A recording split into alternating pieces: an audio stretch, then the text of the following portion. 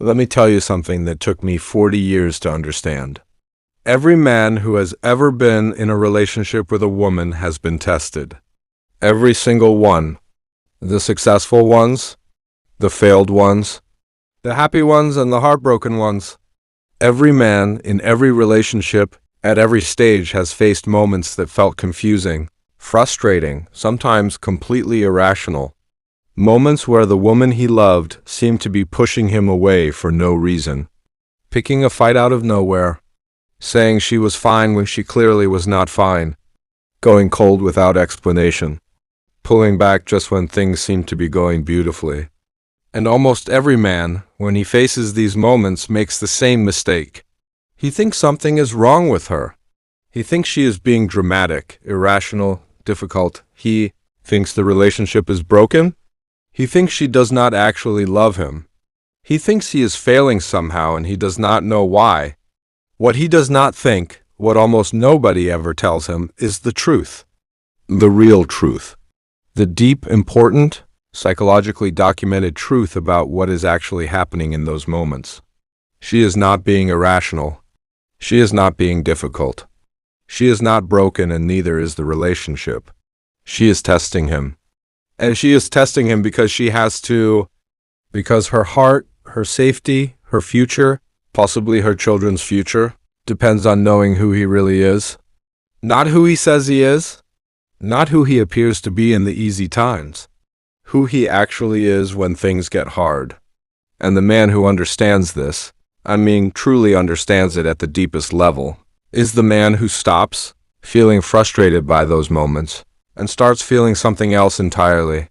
He starts feeling something like gratitude, because he realizes she is not trying to destroy the relationship. She is trying to make sure it is real enough to be worth keeping. Come sit with me for a while, because this is one of the most important conversations a man can have, and almost nobody is having it honestly. Before we go any further, I want to tell you something about where I'm coming from. I am not a therapist. I am not a professor. I am not a man who read a few books and decided he had the answers. I am a man who made almost every mistake possible in relationships before I finally started to understand what was actually happening. I married young, divorced painfully, spent years being confused and resentful, and then slowly, through hard experience and a great deal of humble listening, began to see patterns I had been blind to for decades. What I'm going to share with you today is drawn from that experience. Yes, but it is also drawn from the work of people far smarter than me, from the research of psychologists like John Gottman, who spent 40 years studying couples and can predict divorce with over 90% accuracy just by observing a few minutes of conversation. From the attachment theory work of John Bowlby and Mary Ainsworth, who revealed that our deepest relationship patterns are formed in childhood and play out in every adult relationship we ever have. From the work of Esther Perel, one of the most insightful voices on modern relationships alive today. These are not theories invented to sell books. They are documented patterns observed in thousands of real relationships, across cultures, across generations. And once you see them, you cannot unsee them. So let us start with the most fundamental question.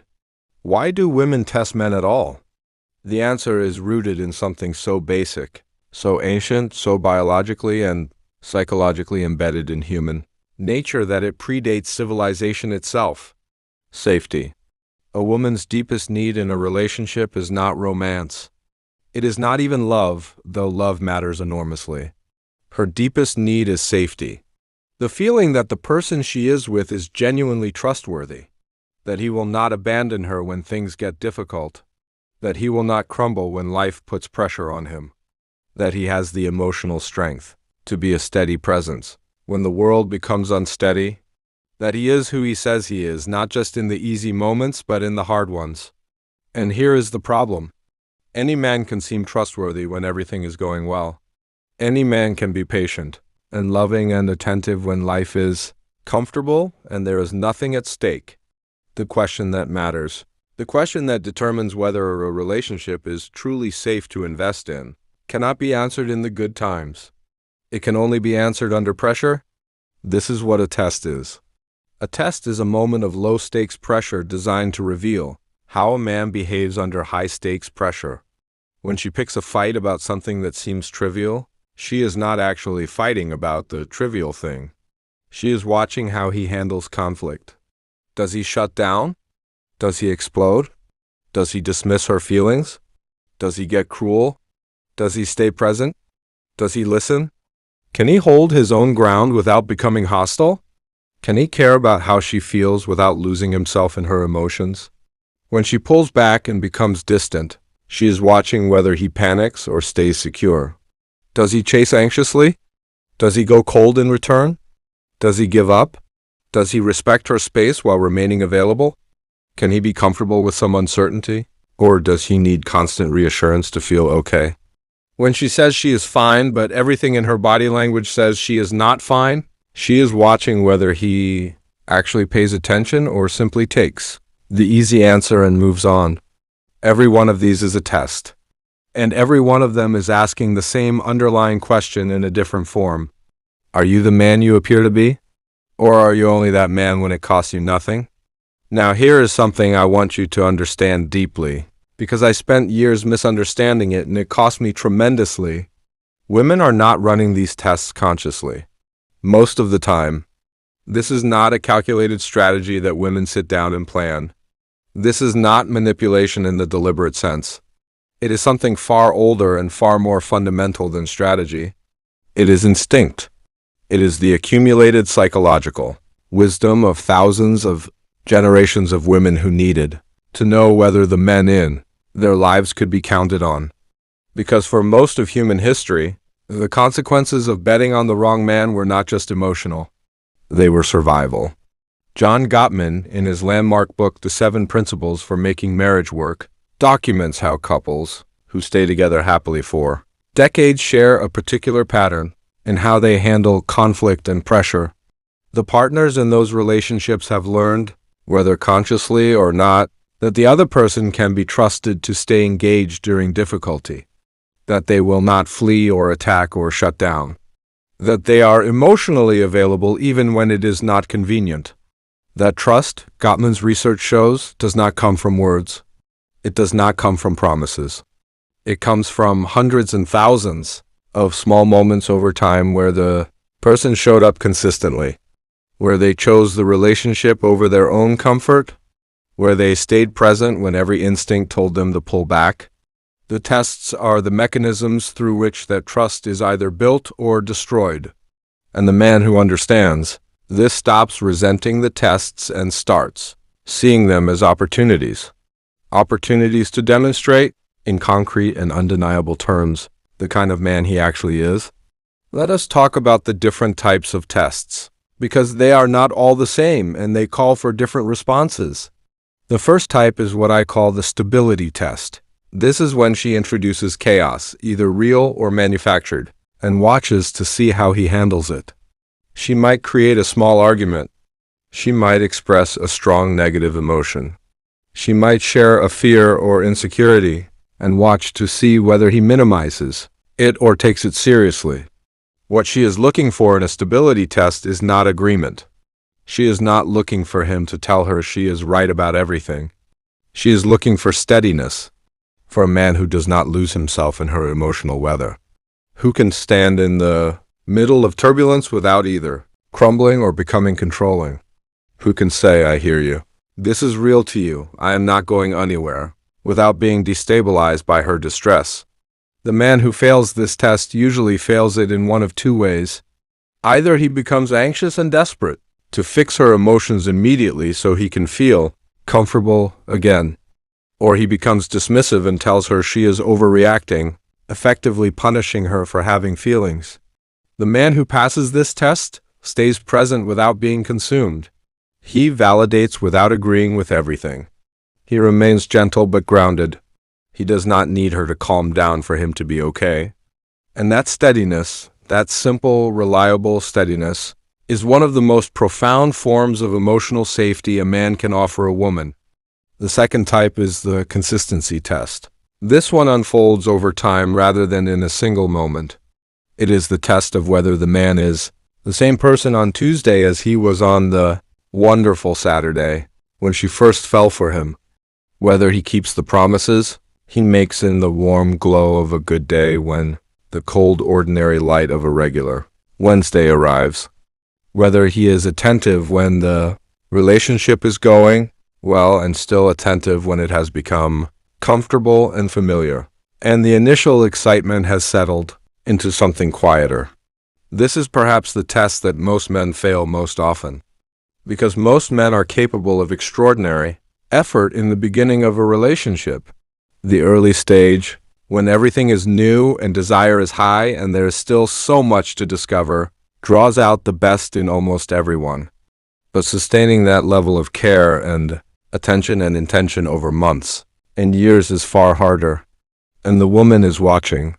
She is always watching. Not with suspicion, but with hope, hoping that the man who showed up so beautifully in the beginning is the same man who will show up consistently for a lifetime. When he stops making her feel seen, when he stops asking about her day and actually listening to the answer, when the effort that felt so natural in month 1 has been quietly abandoned by month 12. She notices. She always notices. And what she does with that noticing often is test it. Push against it a little to see if the attentiveness is still there underneath. If it just needs a little activation, or if it has genuinely gone. The third type is the boundary test. This one is subtler and often the most misunderstood. It is when she pushes against the edges of who he is to see if there is a real person in there with real values and real limits, or whether he will reshape himself into whatever she seems to want, becoming so agreeable, so accommodating, so eager to please that there is no actual substance to hold on to. This is counterintuitive. It seems like a woman would want a man who agrees with her, who does what she asks, who makes her comfort the center of his world. And in the short term, that man does feel pleasant. But over time, a man without limits, a man who never disagrees, who never holds his own ground, who abandons his own preferences the moment she expresses a different one, that man becomes invisible in the relationship. He becomes a mirror rather than a person. And you cannot truly connect with a mirror. You cannot truly respect something that has no edges of its own. When a woman tests a man's boundaries, she is not looking for him to be rigid or stubborn or controlling. She is looking for him to be real, to have genuine preferences, to care enough about his own values to hold them even under social pressure, to be able to say with warmth and without apology, "This is who I am and this is what I stand for." The man who folds every time she pushes will lose her respect slowly, quietly, and sometimes without her even fully understanding why. The man who holds his ground with kindness will earn a respect that deepens over time. I want to pause here and address something directly, because I know what some of you are thinking right now. You're thinking, this sounds like games. This sounds like she is playing games with him. And should a mature relationship not be beyond games? And I understand why you think that. I thought the same thing for years, and it kept me from understanding anything real about relationships. Here is the reframe I want to offer you. Calling these moments games is like calling hunger a game your stomach plays with you. Your stomach is not playing games. It is communicating a genuine need through the mechanism available to it. And ignoring it does not make the hunger go away. It makes it more urgent. A woman testing her partner is not playing games. She is communicating genuine needs through the emotional mechanisms available to her. The need for safety, the need for consistency, the need to know that the person she loves is truly trustworthy. These are not trivial needs. They are the foundation of everything that makes a long relationship livable. The man who responds to these moments with "stop playing games" is the man who has refused to learn the language his partner is speaking. And refusing to learn the language does not change what she is trying to say. It just ensures that the message never gets through. And needs that cannot be communicated do not disappear. They fester. They become resentment. They become distance. They become the slow quiet death of a relationship that should have been something beautiful. Learn the language. That is all I am saying. Now let me tell you something about attachment theory, because it is essential to understanding why different women test in different ways and with different intensities. In the 1960s and 1970s, a psychologist named John Bowlby, followed by his colleague Mary Ainsworth, developed what became known as attachment theory. Their research showed that the way a child bonds with their primary caregiver in the first years of life creates a template, a psychological blueprint, for how that person will relate to intimate partners throughout their entire adult life. Ainsworth identified 3 main attachment styles, and later research added a 4th.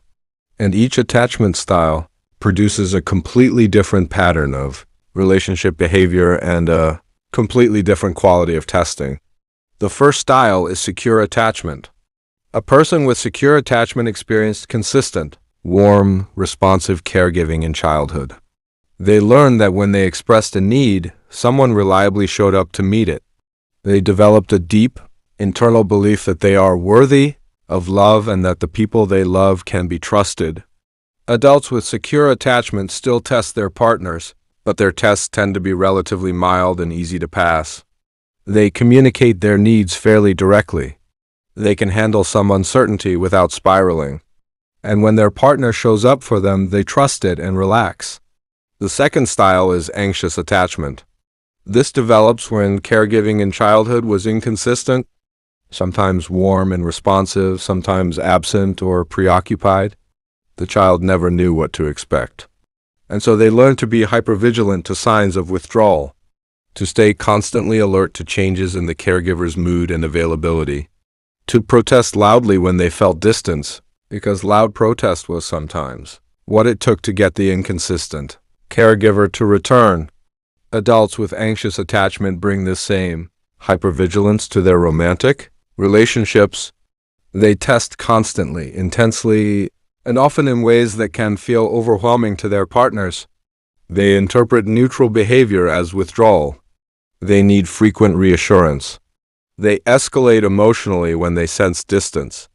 They are not doing this to be difficult.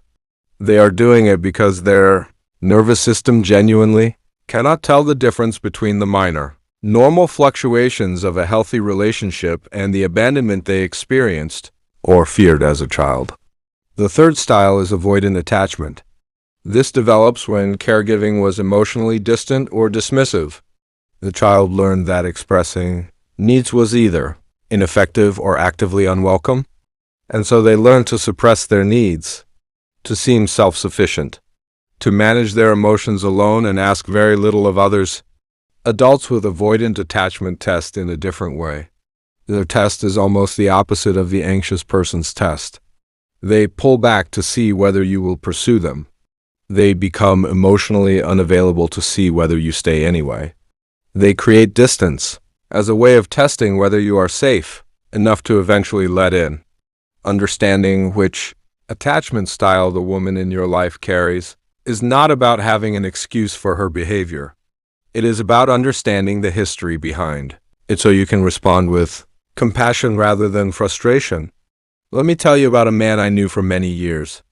A good man. Genuinely a good man. Hardworking, loyal, not unkind. But confused.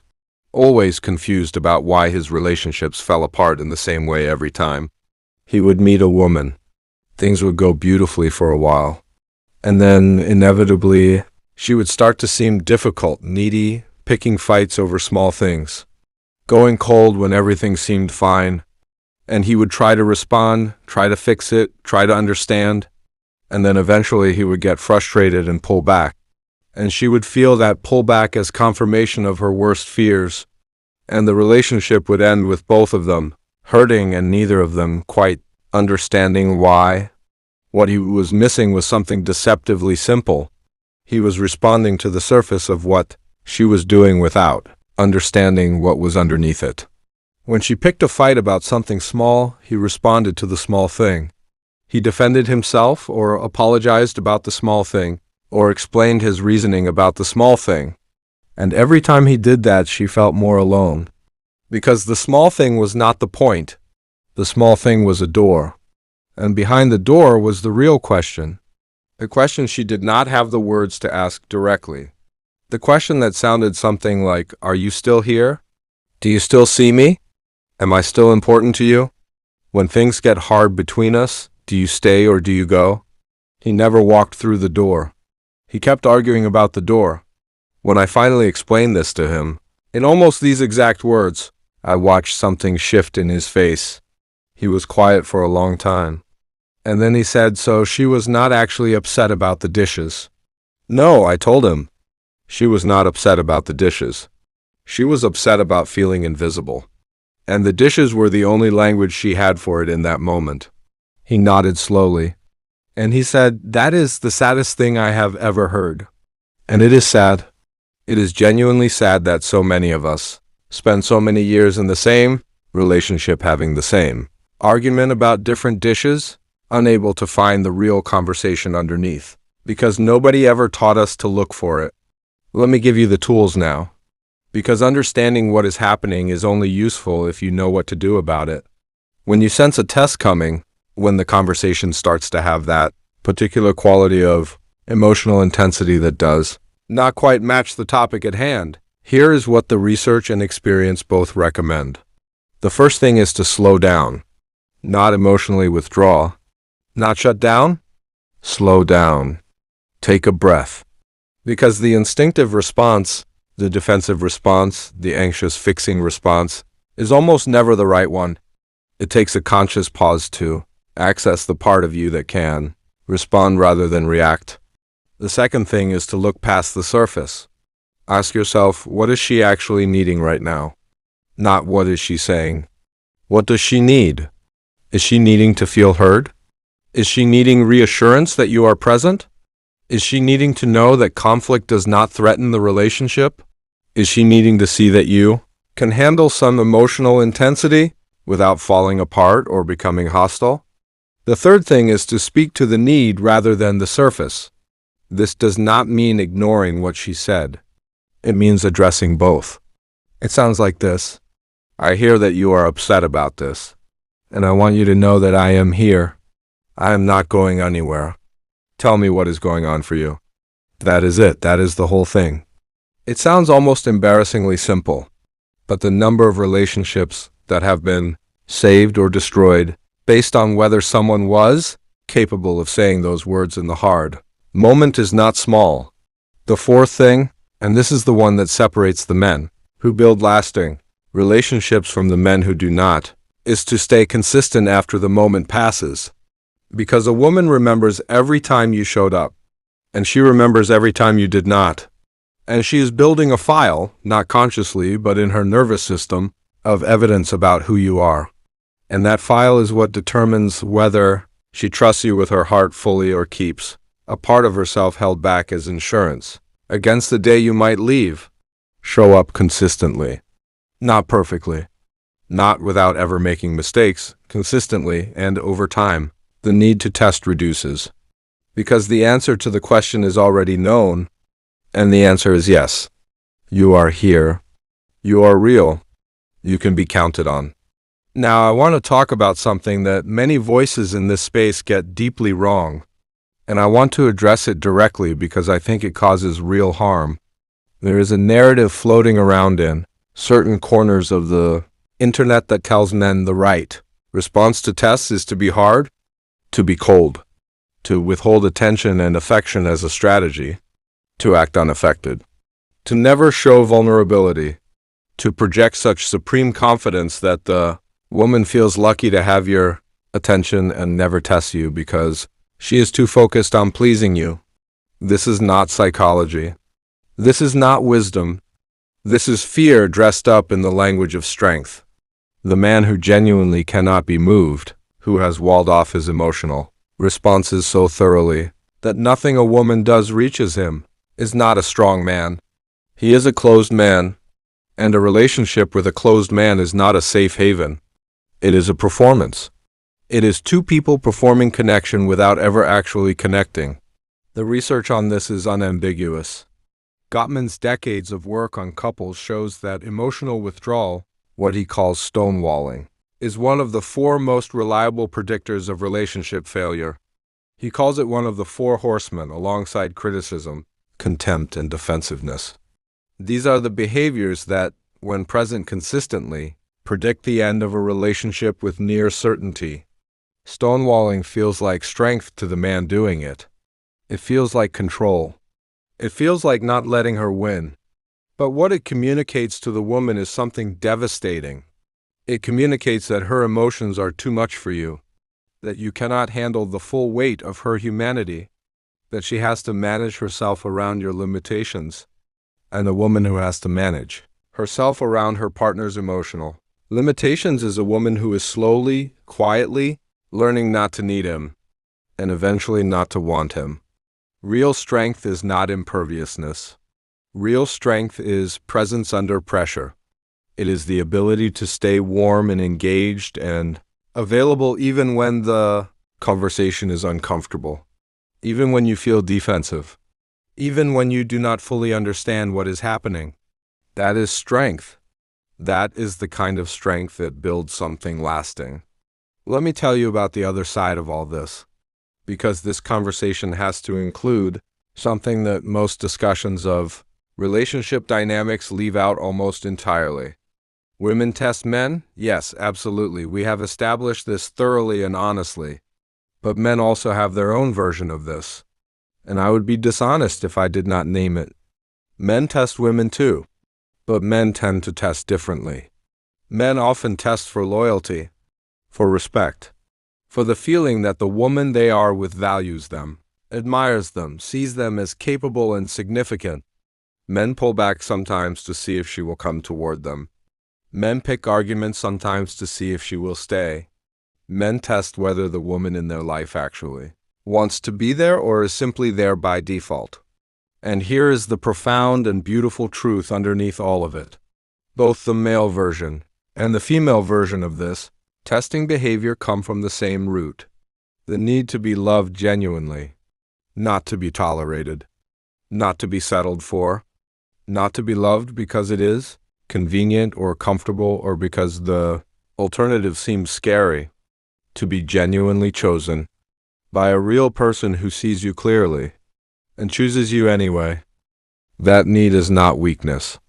That need is humanity. And a relationship in which both people understand this about each other, in which both people can see the frightened, hopeful heart underneath the testing behavior, is a relationship with the foundation to last a very long time. I want to give you something practical before we close.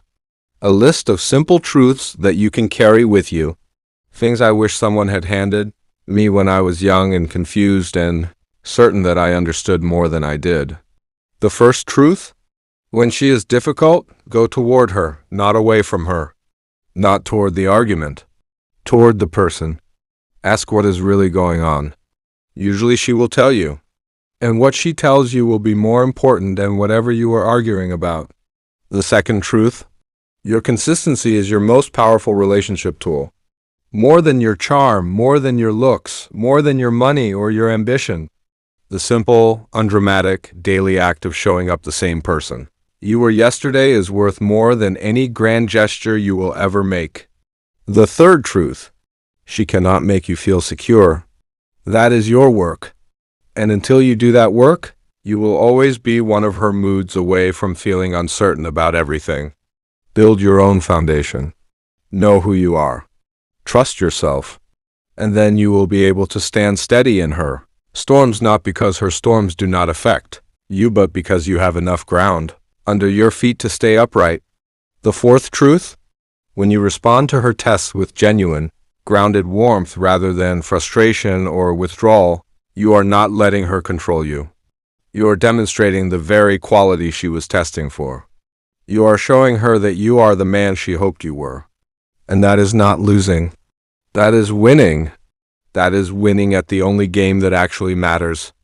The fifth truth: love is not a feeling that you either have or do not have. Love is a series of choices made in small, unglamorous, ordinary moments. The choice to stay present when you want to withdraw. The choice to listen when you would rather talk. The choice to be kind when you feel defensive. The choice to come back to the table after a hard conversation instead of letting the distance calcify into something permanent. Every one of those choices is a test passed. Every one of them is a brick in the foundation of something that can last.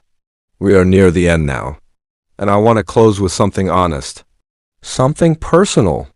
I have spent a lot of time in this conversation talking about women and what they need and how to understand them, but I want to be very clear about something. The goal of all this understanding is not to become better at managing women. It is not to become more skilled at passing tests in order to get what you want. It is not a set of tactics for navigating